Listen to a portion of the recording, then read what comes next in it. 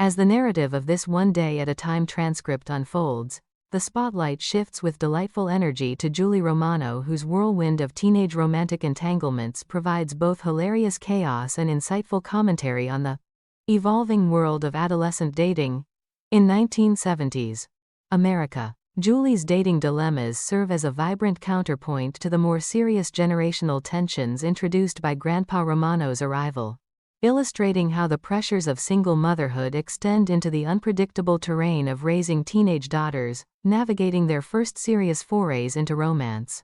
From the very first scenes, Julie's adamant refusal to engage in spelling practice on a Saturday quickly gives way to a masterful display of teenage scheming centered around phone calls, potential dates, and elaborate cover stories involving Pete, Eddie, and the conveniently invented Lou. The script captures the frenetic pace of Julie's social life with remarkable authenticity. When the phone rings, Julie springs into action, instructing her mother on exactly what to say depending on who is calling. She does not want to commit to Pete, if Eddie might call later, yet she also does not wish to appear dateless. This juggling act reaches comedic heights when she tells her mother to claim she is out with Lou if certain friends inquire. The rapid back and forth, interrupted by hang-ups and mistaken identities, perfectly embodies the anxiety and excitement of teenage romance during an era when landline telephones were the primary mode of social coordination, and privacy was a constant negotiation within the family home. Anne's patient but increasingly exasperated responses highlight the delicate dance single mothers performed in monitoring their daughters' budding independence while trying to instill values of honesty and responsibility. One of the most charming aspects of these scenes is the way the writers use Julie's dating chaos to explore broader themes of female agency and social aspiration. At 17 years old, Julie is portrayed as a confident, fashion-conscious young woman who wants to look casual yet impressive for her date with John, a senior. Her defensive explanation to her mother about dressing down reveals the generational differences in how attractiveness and self-presentation were understood. While Anne, shaped by her own experiences of marriage and divorce, tends toward practicality, Julie embodies the youthful optimism and desire for upward social mobility, characteristic of many teenagers in the 1970s.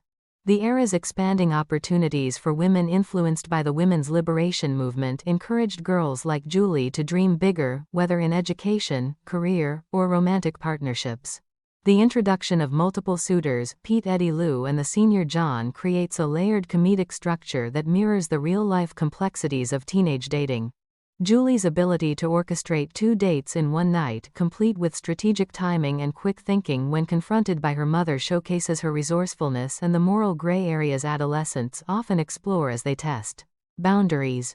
When Anne gently chides her about the ethics of juggling suitors, Julie's breezy assurance that she can handle it like she did with Lou adds another layer of humor while subtly revealing the gap between parental expectations and teenage reality. These moments are handled with a light touch, never condemning Julie but rather presenting her actions as typical growing pains within a loving but stretched household. Grandpa Romano's presence amplifies the comedic and dramatic stakes of Julie's romantic life. His traditional Italian-American sensibilities clash hilariously with the freewheeling dating scene in the city. His protective instincts, honed in an earlier era where chaperoned interactions and family-approved suitors were the norm, lead to uncomfortable but revealing conversations about the number of boyfriends Julie seems to have. The script uses this contrast to comment on changing social norms around premarital relationships, sexuality, and female autonomy. In the 1970s, teenagers enjoyed greater freedom than their parents' generation thanks to shifting cultural attitudes, the influence of popular media, and the availability of the birth control pill, topics that Grandpa awkwardly references in a moment of generational friction. Scene by scene, the writing demonstrates exceptional timing and character insight. The initial spelling bee exchange transitions seamlessly into phone call drama, establishing Julie's personality as spirited, dramatic, and socially ambitious.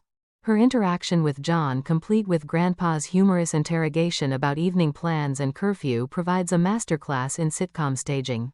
Grandpa's old-fashioned questioning, demanding details about where they are going and what time she will return, contrasts sharply with Anne's more trusting approach of relying on her daughter's judgment.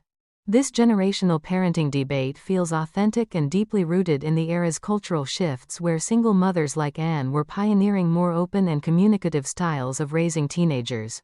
The humor reaches peak levels when Julie attempts to balance her social calendar around Grandpa's visit, including her clever excuse about his early bedtime to facilitate another date.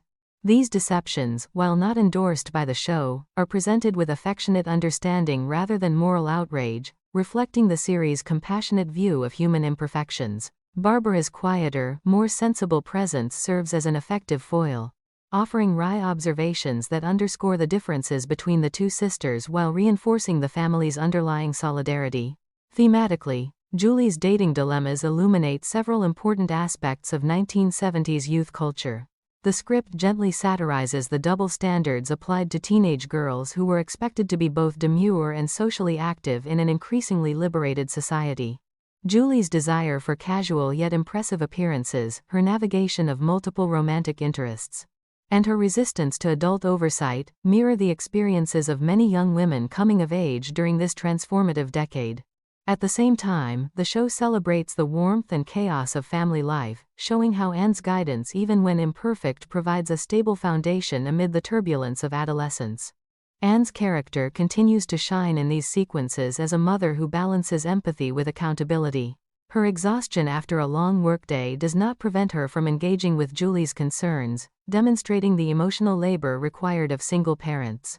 The dialogue flows naturally, filled with interruptions, overlapping conversations and affectionate teasing that strengthen rather than fracture family bonds.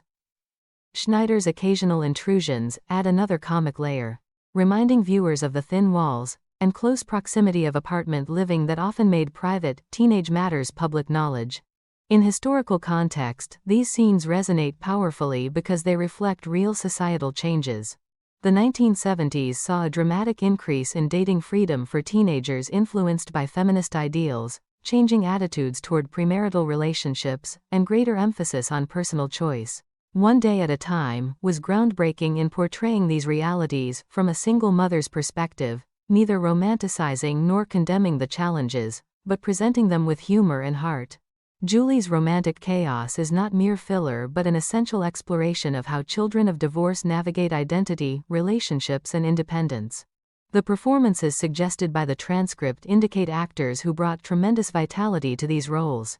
Julie's portrayal captures the perfect blend of confidence and vulnerability, making her both exasperating and endearing. Anne's responses convey a mother who is learning alongside her daughter, modeling resilience and adaptability. Grandpa's reactions provide both comic bluster and genuine concern, enriching the intergenerational dynamic. As the script moves forward, Julie's dating stories intertwine with larger family conflicts, particularly Barbara's brush with the law and Anne's professional and romantic developments. This interconnectedness demonstrates sophisticated writing that weaves personal storylines into a cohesive narrative about family resilience. Julie's experiences highlight the joys and pitfalls of teenage romance while reinforcing the central message that growing up in a single-parent household, though challenging, can foster remarkable strength and self-awareness. The pure joy of these scenes lies in their relatability. Many viewers in the 1970s and beyond saw themselves or their families reflected in the Romano household's mix of laughter, arguments, and unconditional love. The script's gentle humor never overshadows the emotional truths, the difficulty of balancing freedom with guidance, the generational misunderstandings that arise from rapid social change, and the enduring bonds that hold families together through life's inevitable chaos. Julie's dating dilemmas ultimately enrich the episode by adding youthful energy and optimism to the more serious themes of single motherhood and generational expectations. Through her romantic adventures, the show affirms that even amid confusion and occasional missteps, the journey of self-discovery is a vital part of growing up. The writer's ability to blend broad comedy with subtle character development makes these sequences some of the most memorable and thematically rich moments in the transcript, celebrating the messy, beautiful reality of raising daughters in a changing world. In every phone call dodged, every curfew negotiated, and every outfit critiqued, One Day at a Time captures the timeless essence of family life, loud, loving, imperfect, and profoundly human. Julie's teenage romantic chaos stands as a testament to the show's enduring appeal and its compassionate portrayal of the universal struggles of adolescence within the unique context of a single-parent home in 1970s America.